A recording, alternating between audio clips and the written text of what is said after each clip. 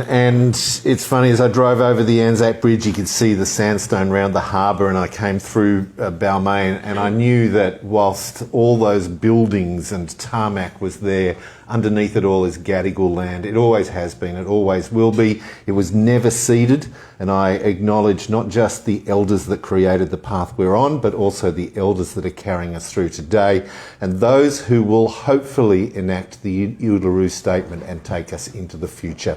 I've come to you from Bidjigal land. This is Gadigal land, so in Durug I say Warami Ingani Naya, Simon Marnie, and welcome to the Royal Oak. The other thing is, tonight I'm wearing black. Jess is also wearing black, and as anybody that's read the book knows, it's just us in Sydney, particularly chefs, that have the rider that says they wear black, isn't it? What they want, they get. All the time. We're talking about a television show where you were going through all the difficulties of presenting your style to the camera, but you were told you're not allowed to wear black. I'm not allowed to wear black. I'm not allowed to shave my head. I have to smile all the time, even when I'm saying terrible, terrible things. Apparently one of the chefs in Sydney had already claimed black as their signature colour. Did you ever think you should grow a ponytail to get on their sign? It might take a while. Although I do get overwhelmed by hair. It's funny because you say right at the beginning that you'd never wanted to write a memoir, the stories, the people, the secrets that you told your friends made them say you should write a memoir, but you're a very private person. I am a very private person. I think it's one of those things where people will go on Instagram and they'll be like, I've been trying to look for a photo of you because I know I'm meeting you today, but I don't know what you look like. And for example, a winemaker from Adelaide moved to Melbourne and was like, oh, I want to meet you, you're hilarious, let's be friends. What do you look like? And I'm like, Asian person, shaved head. And he's like, well, I can't miss that. And I'm like, what do you look like? And he's like, I also have a shaved head. He had to find me. But you did nonetheless write this memoir. Lockdown helped you make that decision to do it. I agreed to a lot of things in lockdown that I said I would never do. Mm-hmm. Writing a memoir was one of them. I will not incriminate myself further. I'm going to ask you to, though, because that very first chapter, you read it, or if you reread it today, you would shudder with disappointment. Why?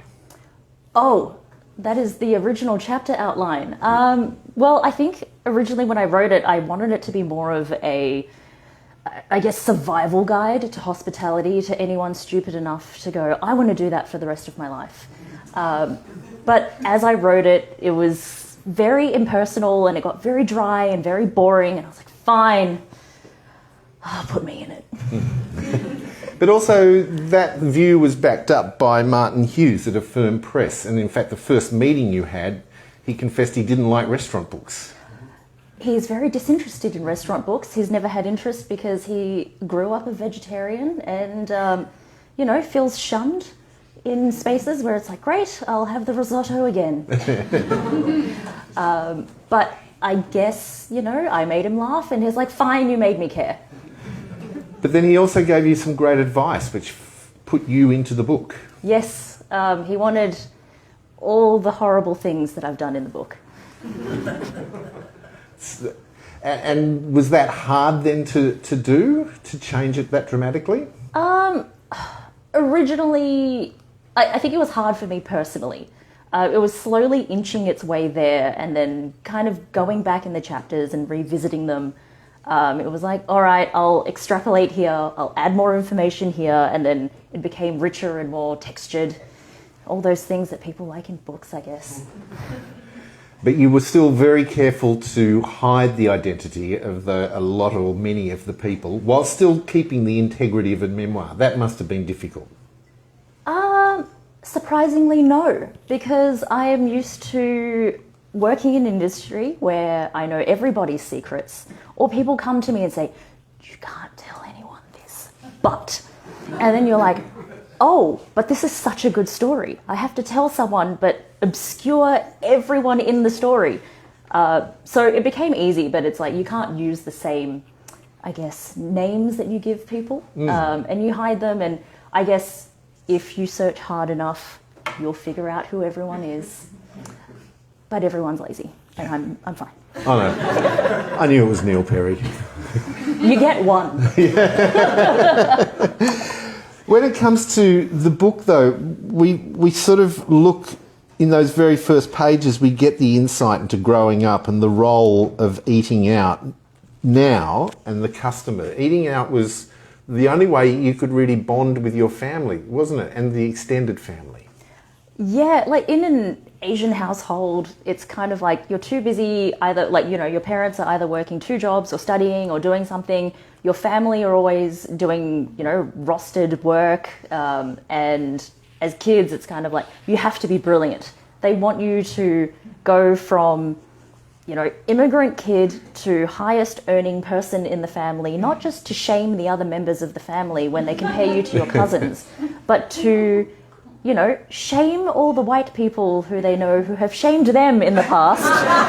It is just a circle of shame, but somehow you come out on top. And when you're eating, at least you don't have to talk about it. I love, and I would have loved to have sat with your grandfather watching him eat. He has always been old in my mind. He's an old man. Well, he's dead now, but he was an old man. He's always been old. He died at 102. But he was always at the head of the table, and by the time I got to know him, he already had a tiny, tiny appetite, but would insist on having crab, whole fish, and all that stuff, and he'd just kind of sit there and wait for everyone to have their fill, but grab the fish head and like eat it like a cat. Which was a practice you learnt later on when you were, introduced, for want of a better word, to a food critic who came to review a Chinese restaurant you were in. Yes. There are many. There are many of them, and I think there are several people in that one... That one person? In that one person where they don't actually understand how to eat Asian food, not just Chinese food, in the way that it is banquet style and you share things, and there's an appreciation for textures that are not, you know, are not friendly for the Western palate. And they go, what is this? How do I eat this? Why would I want that? That is just trash. It's like, no, that is the best part. It is the treasure you dig for in the animal. You mentioned your grandfather. Your father also, there was one particularly beautiful moment, not really, where he said, let's cook together.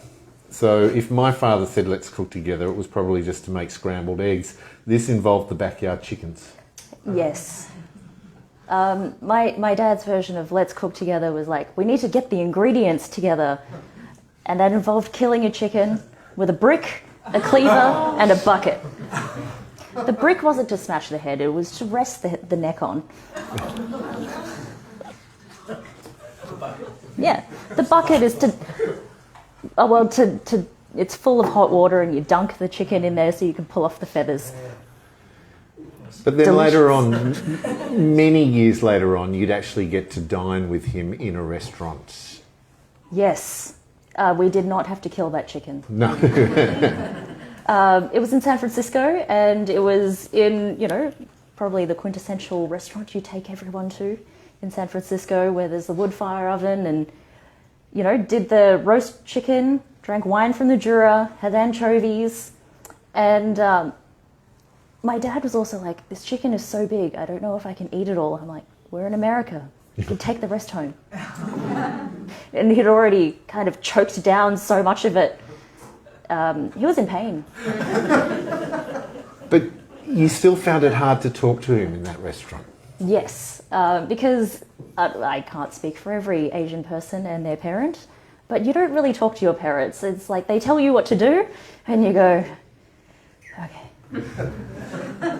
But they also don't tell you how they met, why they chose Sydney. You had to learn all that through observation. everything's through observation, and if you don't pick up on it, then it's your fault because you're not smart enough.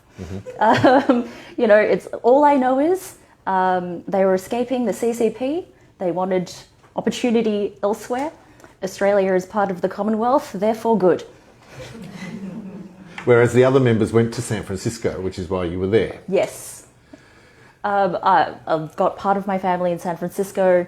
The family who were in Hong Kong have now left for very recent political reasons. Yes. And everyone else is in Melbourne, and we're all miserable. I want to go back, and I must admit that you use the great ABC vernacular. The following segment contains adult themes and coarse language. In your words, at school, you were a cunt. Yes. Yes. Sorry, those at home.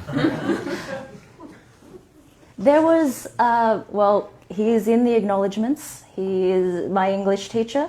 I remember one day he pulled me aside and he's like, Jess, you're very precocious, but a lot of people think you're a cunt. he's like, I like you, but a lot of other people don't. And sometimes, to get through things, you just need to be nice. And I'm like, and he had very much of the same attitude. He was also a curmudgeon, except he was like, I've never met a 14-year-old curmudgeon. And then we became curmudgeons together. You were grounds to the curmudgeonness because you were facing bullying and racism on a daily basis in what's meant to be a safe environment, your school. Yes. I don't know what to say. My teachers didn't care. My parents were like, whatever. But also, you're not assimilating, but you're not Asian enough. Sad for you. Try harder. And then you're like, okay, I don't know who to be, which is, the basis of this book. Later on, though, the light at the end of the school tunnel is the opportunity and a scholarship to go to Germany. Yes. Are we spoiling things? It never happened. I never went to Germany. I've never been to Germany. It is forbidden. But it goes to the heart of what it was like growing up, particularly with your mother. Yes. She was a difficult woman, and they are my father's words.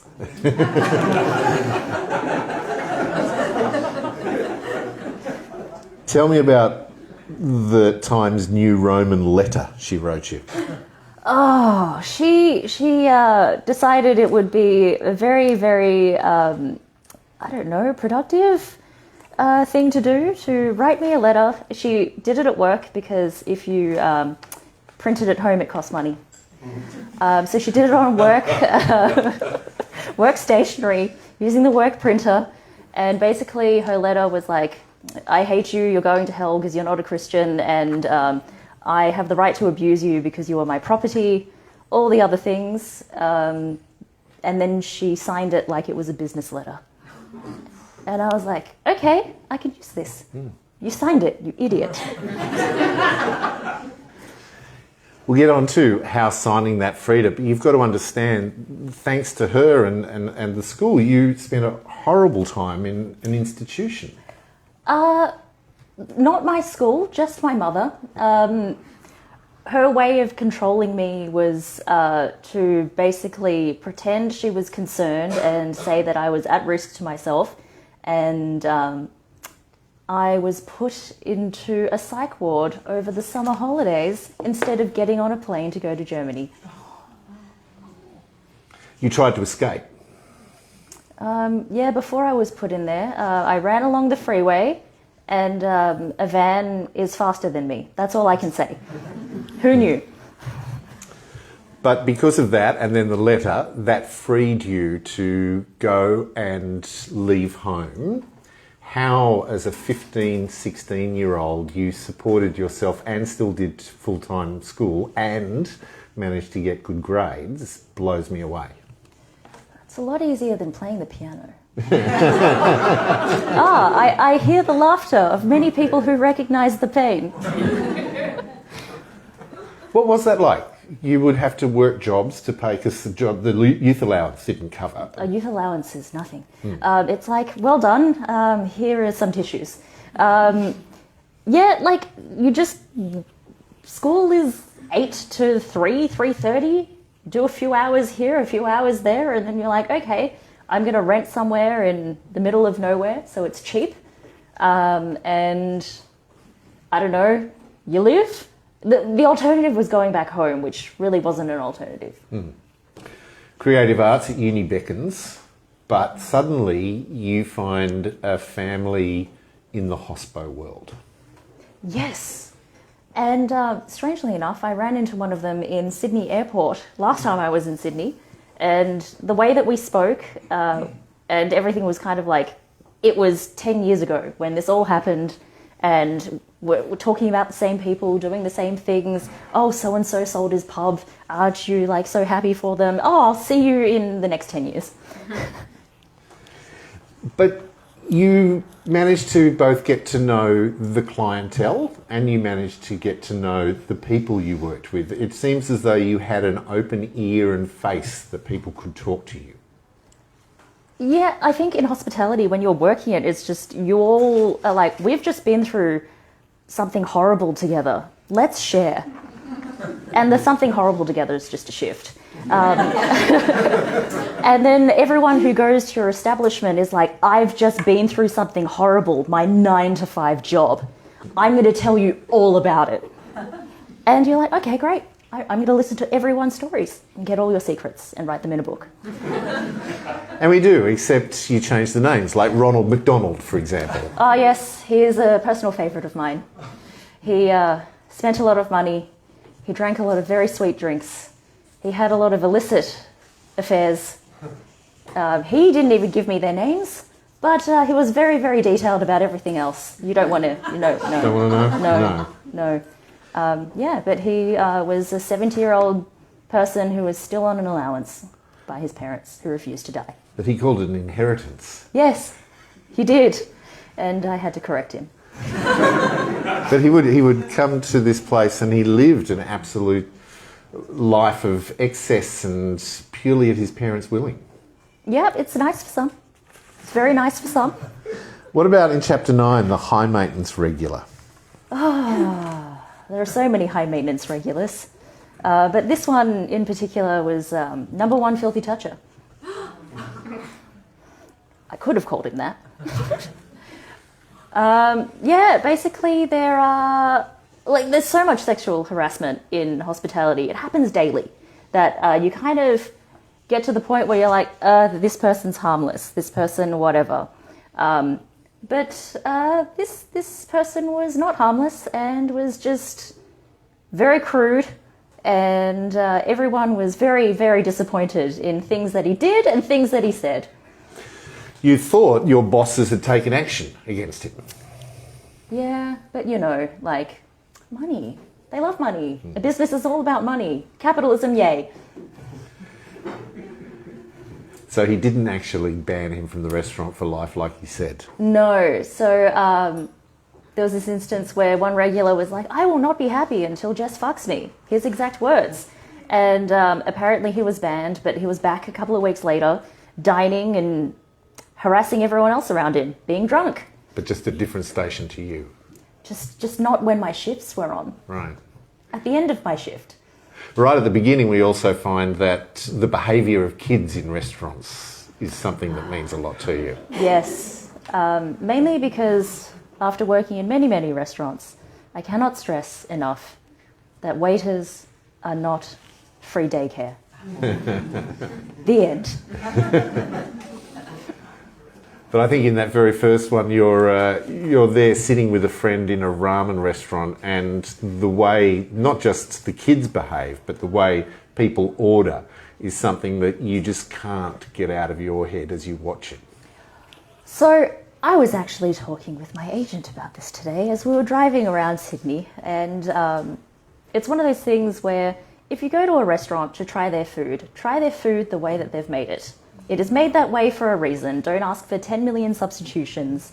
Don't ask for things to be not something. It's kind of like, oh no, but I wanted the pork not spicy. And unfortunately, it's spicy. It's like, well, maybe order the thing that's not spicy if you can't handle spice. Because maybe it's done that way because it's meant to be that way. And then once you substitute and change things so many times, it doesn't taste like the original product. And then they'll get online and write a little complaint. 3 stars. In fact, you say in this one, this family have come in with kids. They want to order and we just get 3 normal bowls with chicken. The kids share their bowl. Yes, just to let you know, our standard ramen is pork-based with char siu. Our chicken ramen is a little spicy. We'll just make the chicken not spicy. So the chicken is marinated with spice already. Fine, just the normal ramen and some forks. Yes, and some forks. Look, some people might not be able to use chopsticks and, that's fine. But the idea that some food is normal and some food is not normal really irks me. And even saying it out loud, I can see it irks other people. It's like, what is normal food? It's funny because you make a point in the book of your anxiety. And you're in this restaurant, you are working very long hours, and the boss says to you, I want to have a meeting. You instantly think the worst of this meeting, don't you? Oh yes, I work in hospitality, it's always the worst. You're frightened you're going to be sacked, but instead you make a time, Thursday I think it was, after lunch sitting. You sit down, all through the day you've been thinking, this is it, I'm going to be fired, I haven't got my job, da da da. You sit down at the meeting, what happens? Tells me to go on holiday. Why? Because I haven't taken a holiday and I'm probably accruing way too much leave. And by the time I take my leave, they'll be like, oh God, we have to pay out so much money. The usual thing that companies do when they're like, take your leave now. But the holiday's great. You get to go to New York City. I do. And I went at a very, very good time where our dollar was stronger than theirs. Wow. Went to New York. I had a very, very misinformed list built on white media. And I went to a lot of wrong places before I went to the right places. And the right places were all by locals or people who immigrated there and created their own communities. And they did. You managed to then find a New York just from the word of mouth of friends that you met while you were there. The Airbnb was a particularly fun place as well. Yeah, I'm surprised I'm still alive. There were many, many late nights, lots of handles of booze. I didn't know you could buy a handle of alcohol before I went to New York. And that is how I got alcoholpoisoning.com. I mentioned the anxiety, but you lunch and you dine with Koreans, you have a great time in New York, you've got a great job to come back to, but this time you didn't come back depressed, you came back feeling guilty. Why was that? Because I realised I had tricked a nation into lining up for a restaurant that was full of cultural appropriation. And built off the back of cultural appropriation. And, I was way too young to have that knowledge because you grow up in a racist environment and you think, if only I could be less Asian and fit in. And going to New York kind of made me realise that is not the way I should think. So you really weren't able to settle back into that job, were you? No, but then I also started seeing all the cracks in the business, whether it be in the kitchen. It was also the perfect time where everyone was like, why am I doing this? I'm getting nowhere. There's no job progression. Everyone's being shoved into little corners. We're making someone else rich. And it wasn't like a regular busy hospitality job. It was like people would come for an interview, see how busy it was and be like, this is not for me. I do not want to work here. You then, from what I gather, went off on a wine tour, taking winemakers on tours around Australia. That sounds to me a little bit like the big day out and rock stars. But winemakers want to take their own wine to whatever meal they go to. Yes, not necessarily the wine they've made, but wine they call it suitcase wine because they'll go overseas, they'll either do, vintage with someone that they really admire, or they'll meet friends and they're like, well, I'm going to buy the wine here because It's a lot cheaper, and it's not available in Australia because I don't have the allocation. So it's an opportunity to have it, and they want to drink these wines on special occasion. But I'm like, yeah, but the only places you can do BYO are all the same. And you want me to ask venues that don't do BYO to ask if you can do it. It's like, why are you making it so hard? Why can't you just enjoy a venue for the way it is intended? After the wine tours, you then are approached to do a TV show. Yes. The publicity for the book says, if I'm to ask you about that, I need a strong drink or you need a strong drink. Everyone needs a drink. It was sort of uncomfortable all the way through. I mentioned the Sydney chef that insisted you couldn't wear black. Yes. And then they tried to make me very, very, very, very, very feminine. They said I could not do certain things like shave my head, even though, hello. They kind of put me in a position where it was like, you are the only not white person on the judging panel. You're the only person under the age of 40. You are also the only person that hasn't been divorced more than once. Demographic tick, tick, tick. But they were like, just because you are female presenting, blah, blah, blah, all this stuff, you have to be the nice one. You have to be the one that everyone likes and, you know, the subservient Asian face. And it's like, do I? Because they even wanted you to wear a dress, didn't they? Look, I've worn dresses before, but this was a dress. The dress stirred up a bunch of feelings I'd forgotten about. It made me think of my family telling me to be more like a girl when I was growing up. They'd force me into flowery dresses and frilly socks and get me to play with dolls. I wasn't interested.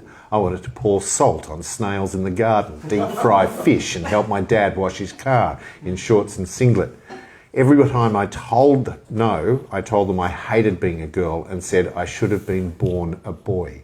So then your dad reveals that one of your aunts or uncles has actually changed their gender identity. How did that feel? Well, when he revealed that, it was just like, okay. Like, and I think it's part of a lot of Asian cultures where, taking on another gender or identifying with another gender is normal. In some places it's more, taboo. Hong Kong is one of them. However, he was so uncomfortable in Australia after, identifying as male, and he went back home because it was less uncomfortable there. Wow.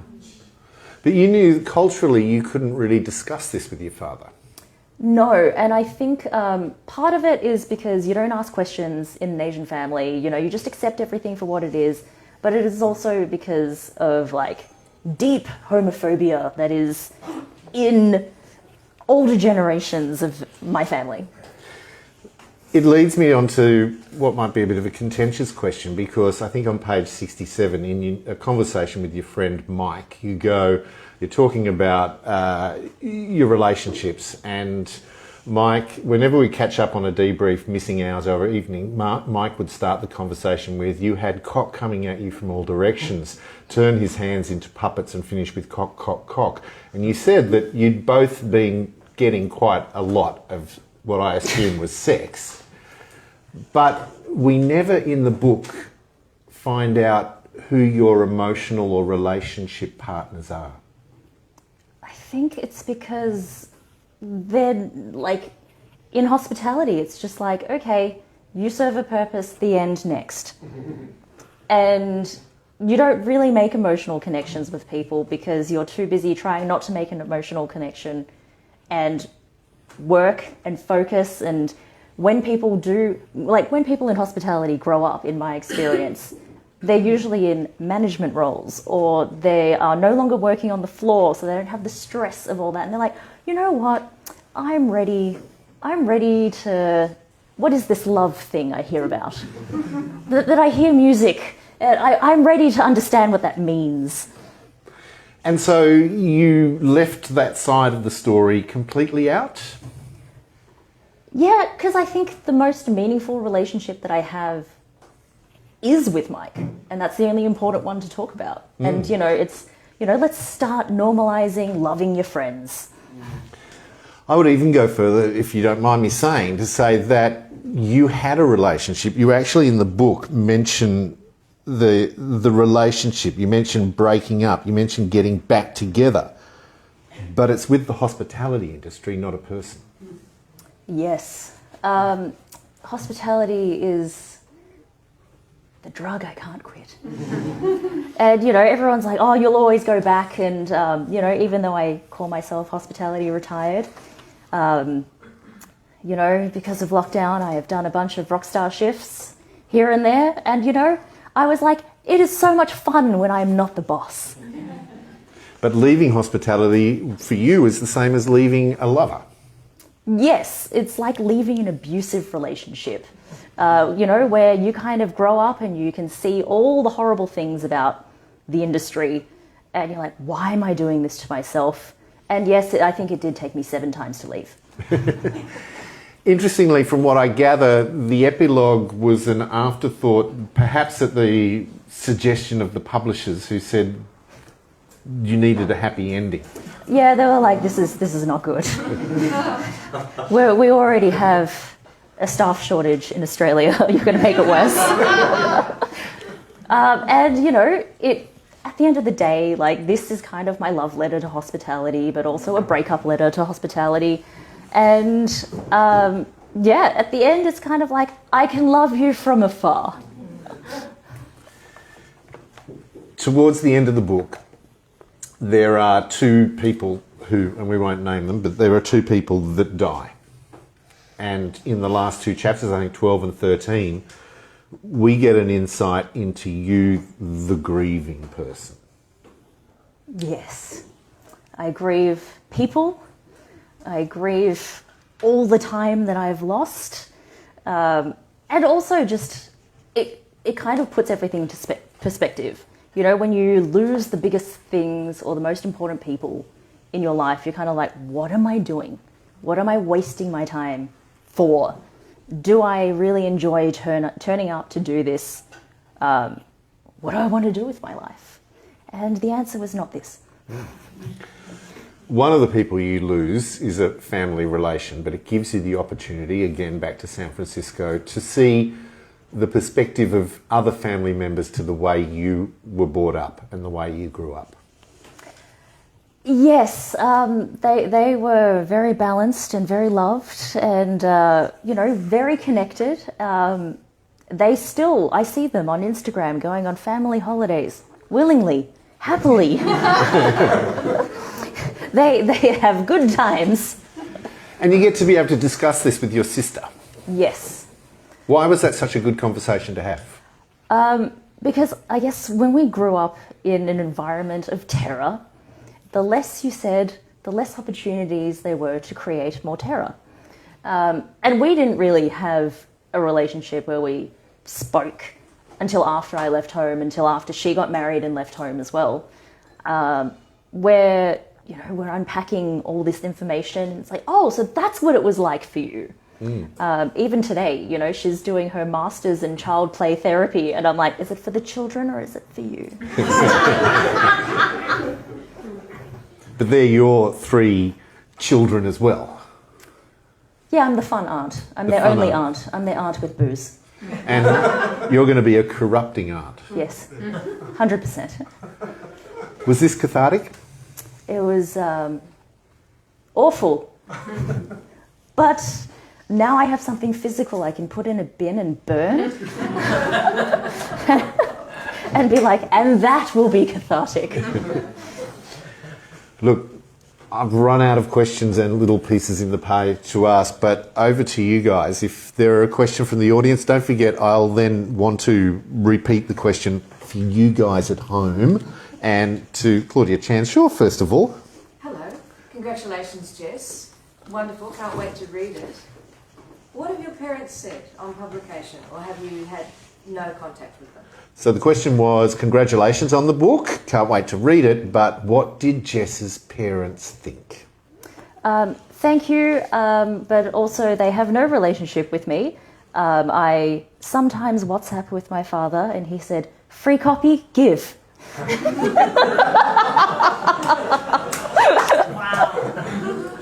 Will you sign it? Does he know what my signature looks like? It sounds to me, though, you don't care what they think. Yeah, pretty much. I stopped caring what they thought when I left home, and I think that's the only way that I've been able to progress as a human and grow. And this is how much growth I've had, not much. Another question? Up the back, not you first, the one at the back and then you. So yes? Just congratulations on your first book. It's interesting listening to you. You're so cheerful and you know great sense of humor. But when you read Raised by Wolves, you know, it actually gives a different impression about the content in the book. So were you following the title Raised by the Wolves? Was that in your mind when you were developing the book? Or actually you extracted the title based on like when you finished the book? So the question is, well, it's a congratulations, but on stage Jess is happy and laughing away, but in the book there's a different perspective. And so we're wondering, the title Raised by Wolves, was that the objective that led to the book, or did it come out of writing the book? Have I summed? Yep. So I find two things the most difficult in life. One is naming a venue, the other is putting a title on something. Strangely enough, this title came first, and I think the thing that always informed it for me was always, who are the wolves? Is it the industry? Is it my family? Is it the environment? Is it the people I meet along the way? And then just in front you had a question as well. Congratulations. I just wanted, so with all your mates that are in the book, did you pre-warn them that, hey, I'm going to write this book and you might be in it? Have they, obviously they know that they're the person? So the question is, what was their feelings to that? did Jess warn her friends that they were going to be in the book, and what were their feelings? Hello, thank you. And in terms of warning my friends, only the ones where there are stories that could make them sound like assholes. For example, chapter 1.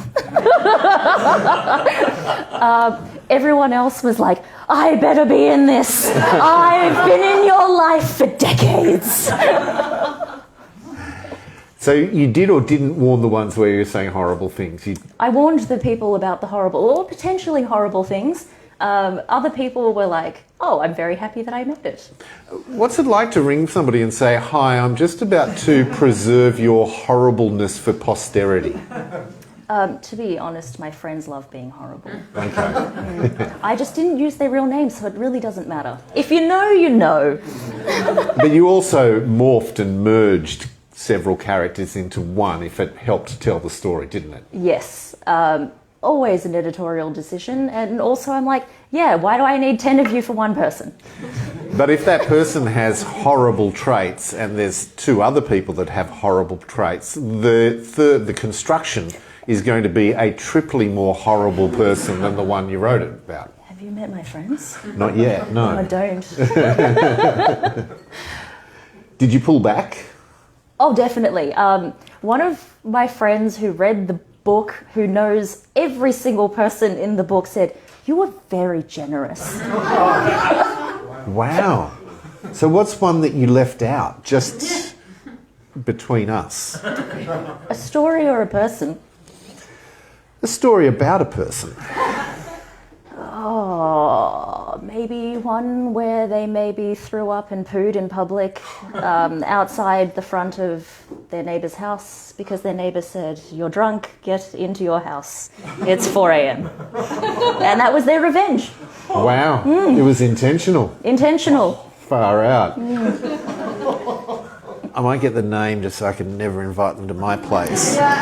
Any other questions? Yes. Yeah, as as someone who has forged a career about writing about other people, mostly about restaurants, about people in the industry, can you share a little bit about the process of writing about yourself, and how that was different? As somebody that's spent most of their life writing about other things, other people, restaurants, etc., could you share what it's like to write about yourself? It was horrible, but I had a secret weapon called an Irishman who was the managing director of Affirm. I can give you his number, and he will tell you what to do, and he will get in your ear and be like, more of you, more trauma. More trauma? So is there another book? Raised by Wolves instead of a memoir with bite, Raised by Wolves, More Trauma? I think more trauma is perfect. More trauma. More trauma. Another question? Yes. Congrats on the book. What would you say to your 15-year-old self? Congrats on the book. What would you say to your 15-year-old self?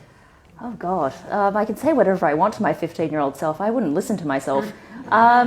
I think the first thing I would say is stop that shit. The second thing would be maybe get some sleep. Keep sleeping. Don't work hospitality if you want to move your neck to the left. Do you ever wish you'd stayed doing creative arts at uni? I actually finished. You did? I did. A story that didn't make it in. So my dad was like, so you're graduating, I want to come to the ceremony. Oh, wow, you did want to come. Yeah, because I was like, I can either get it sent to myself, and I was working. I can either get it sent to myself or like attend the ceremony and pick up the piece of paper. And then on the day I was like, are you coming? And he was like, to what? And I was like, well, I'm not going. So it's sitting at Melbourne Uni somewhere. Oh, so you had it. Do you wish you'd pursued the career that a degree in creative art could have delivered? What's that? Working in a restaurant. Any other questions? Yes, up the back. Hi, Jess. What's next? Hi, Jess. What's next? Oh, God, probably a martini. A truffle martini? No. That features in the book. He actually messaged me going, damn, that was cooked. I can't believe I did that. Was it real? It was real truffle, though. It wasn't the heinously horrible truffle oil. It was real truffle. Yeah. But I'm like, why are you putting it in a cold thing? You can't taste the truffle. Then they're just like chunks. Bits Chunky of martini. dirt. Another question? Well, on that note, I'll finish it with this question. Given all that you've said tonight and all you've said in the book, if you really, truly, with all the experiences you had from New York City to working in Melbourne to the friends you met, the friends you lost, the friends who died, would you ever really want to have ever done it differently? Oh, I don't think that's possible. I have had great experiences. There are people in this room today from my experiences in hospitality who have become great friends and fantastic allies and have helped me through things. I wish I did it more sensibly. And I wish I grew up a lot faster. But it wouldn't have happened if this hadn't happened. Correct. You wouldn't be here today. Correct. I'd be another creative arts student asking if I can borrow a tenner. I don't carry cash anymore. Would you please thank Jess Ho?